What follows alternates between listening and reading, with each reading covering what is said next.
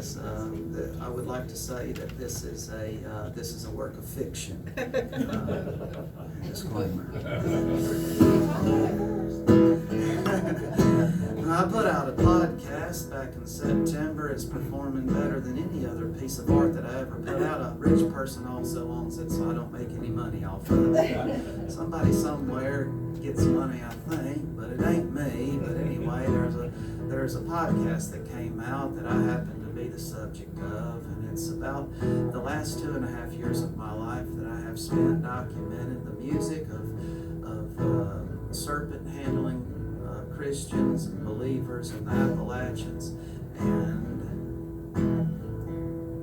this is a song I wrote called Alabama Astronauts, and it's about aliens. And so Alabama Astronaut singular is a podcast, and Alabama Astronauts plural is a song about aliens, and they are completely unrelated. And there's another bit of advice I'd like to give you. If you ever make a podcast about serpent handling gospel music, and you also write a song about aliens, you do more to differentiate them in the titles than simply making one singular and one plural.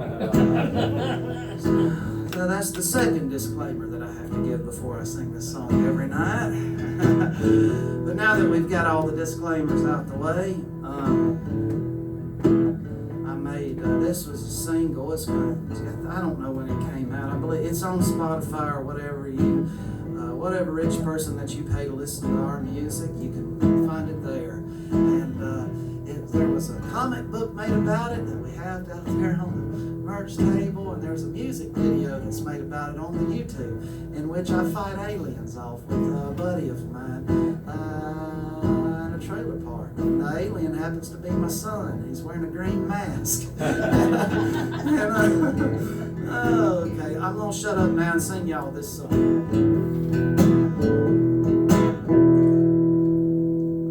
Well, all was quiet in the back 40 trailer park last night. I mean, there were a few domestic fights and them usual petty crimes, but I was feeling alright.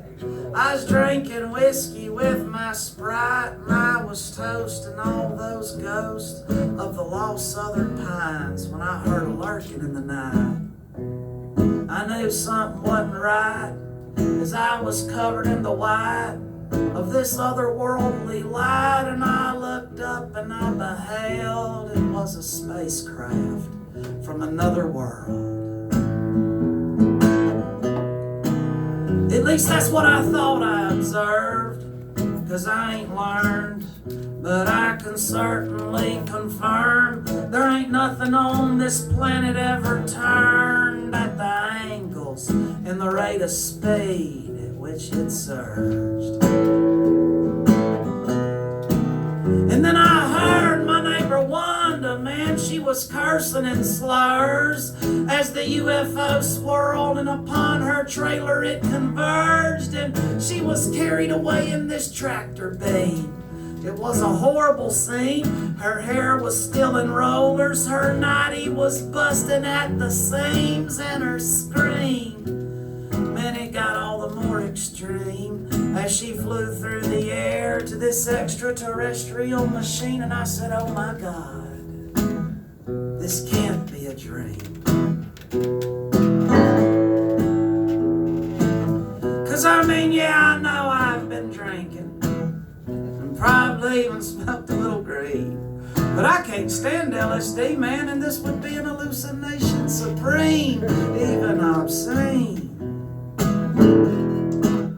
And so I jumped into action like a Vietnam-era Marine. I said, now this is gonna be war. You know I'd seen one before. I had a stash of ammunition underneath my trailer floor, and I'd heard freaky stories galore from Bubba next door. And it sure ain't my ass them aliens gonna probe and explore.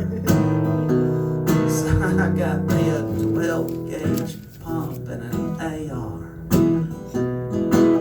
I got my granddaddy's government-issued K-bar. And I said, you aliens, y'all should have never came down here. Now this is gonna be war, 'cause I've been waiting on the aliens to come. I've been waiting on them aliens to come. I've been waiting on them aliens to come. So I threw some cover fire and I jumped and I crawled to my truck. I knew if I was gonna beat these aliens, I'd need distance and luck. And so I spit through the muck until I ended up over by the fence line. I hunkered down in the brush. I started sighting in my gear when this little green man appeared, and he looked right through my soul. Why in my eyes he stared, and I knew he must have got scared when he saw that I had no fear and that I'd smoke his little green ass without shedding a tear. And then he disappeared, and I said, man, this is really getting weird. And so I ran through that trailer park like a redneck Paul Revere. I said, the aliens are coming. Now there ain't no sense in running, boys. Let's take our stand here, y'all. Let's do some extraterrestrial hunt. 'Cause I've been waiting on the aliens to come. I've been waiting on the aliens to come. I've been waiting on the aliens to come.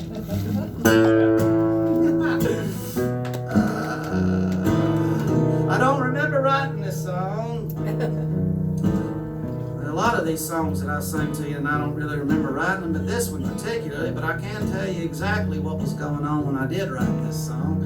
I happened to, when I was in the desert over back in early 2014, I was about 7 or 8 days from coming home after 6 months of 12-hour shifts, 6 days a week, working on avionics and C-130 so they could take shit into Iraq and Afghanistan.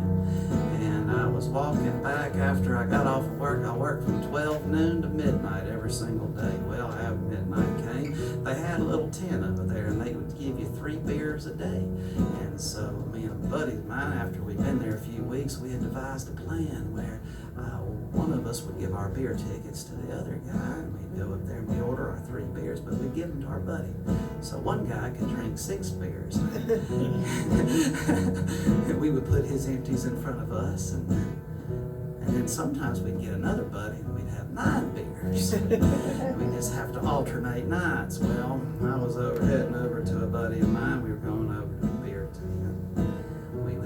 We stay in these little 10 by 10 square cells, bunking together there in a little trailer in the middle of the desert. And there was a basketball court there where I did enjoy playing basketball, but I was not playing basketball that evening. I was just walking and minding my own business on the way to get some beer in the middle of the desert after a 12-hour work shift. Miserable and wishing to God those 6 days would pass quickly so I could go home. And there were 2 dumbasses that were playing basketball because the military is chock full of dumbasses. 2 of them happened to be playing basketball at that time, and one of the dumbasses wanted to pass the basketball to another dumbass. And instead of making a regular old basketball pass, the dumbass decided that he would make a football-style pass across the entire basketball court to the other dumbass who did not catch it. And so I was walking around with my buddy. We weren't even playing basketball, not even looking at the basketball court, and I caught the basketball with my ear hole. And ended up creating a vacuum in my ear canal and forcing a column of air into my ear that just tore all kinds of shit up in there. And it knocked me out. When I came back to, I thought it might have been the Taliban, but it wasn't. It was just a couple of military dumbasses. So I said, I'm going to be all right, buddy. Just let me go sleep it off. And so I went back to my 10 by 10 square in the middle of the desert there, now UD Air Force Base. And I was turns out you can't sleep that shit off. And so I never slept that night. I woke up the next morning. I said, buddy, I'm going to have to go to the doctor. And I don't know what you guys know about doctors and the military, but they didn't really get there because they were all that great at doctoring. So I went to the doctor there on United Air Force Base, and he said, "You got some earwax in your ear, Sergeant Partridge. I'm going to have to take this earwax out of your ear so I can see exactly what kind of injury you obtained. Give me the alcohol." And he poured alcohol into what was an open wound inside of my head. And it felt like somebody was pouring molten lava inside of my skull. And it was the most immense and horrible pain I'd ever been in my life. And turned out to be the second time in my military career that I've cussed out an officer while writhing in pain on the floor of the hospital tent at the United Air Base. And he said, "Oh my God, I'm so sorry." Started cleaning out my ear, and then they looked at it and they said, "Oh man, you're gonna have to go to Germany. I don't have the skills to fix your severed eardrum. They're gonna have to put it back together." I said, "No, the hell they ain't, because I know what happens when you go to Germany. They send your ass to Germany, then you stay over there for 6 months before you go home." And I said, "I'm going to go home." So I dealt with this severed eardrum for a few days, and then I said I'll deal with it whenever I get back. Well, then I got back. I was going over to the Keesler Air Force Base, and I don't know if you guys know anything about the military, but they got these things there called the fiscal year. They don't exist in our world, but they exist in that world, and they go from October to October. And every October, the Air Force spends money like it's water running out of a faucet, and they buy TVs. That's what they love to buy there. Keesler Air Force Base. They love to buy TVs, and they'll throw out the new TVs to replace them with even newer TVs. And so when you go to the Keesler Air Force Base, they don't do anything very fast there, and you end up having to stay in a lot of lines. And so I was staying in a lot of lines for several months there as the military doctors at the Keesler Air Force Base, who also did not get there because they were that good at doctoring, were taking a look at my ear and telling me what. Basically, they tried to help me, but really they were mainly concerned about telling me that it was not the government's fault that this happened to my head. Because we all know that's what they really wanted to do. But at the Keesler Air Force Base, there's TVs everywhere. And on those televisions, they played Fox News and the History Channel. And I don't know what you guys know about Fox News or the History Channel, but Fox News don't really give you the news, and the History Channel don't really give you history. It's just mostly a bunch of shit about aliens. So I was sitting there watching all this shit about aliens because I damn sure wasn't watching Fox News. And I couldn't hear out of my right ear. And I was going home every day, and I was passing this trailer park that said, "Call Wanda for more information." So I don't remember how I wrote the song, but that's what was going on when I wrote it. Now, stars fell on Alabama, and a lot of other shit has too. But the last thing we were gonna take was being pursued by some alien crew who intergalactically flew through time and space just to land into the back 40 trailer park. And yeah, we made our mark, we beat them aliens back, and we did it in the dark. Then we found Wanda, and her only remark was that she gets they had to abduct her, but in her nightgown, man, that was just harsh. And I even stole a little space traveling card.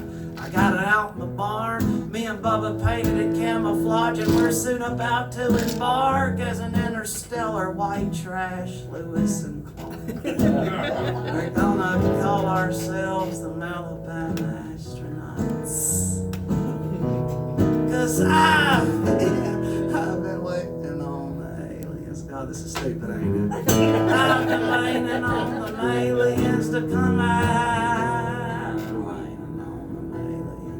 See, when you write a song with a whole bunch of verses in it, you gotta write them little tiny choruses. Thank y'all for listening. Thank you, Ray Lewis, for putting this together. And thank you, Roy, for making it sound so good. God bless y'all.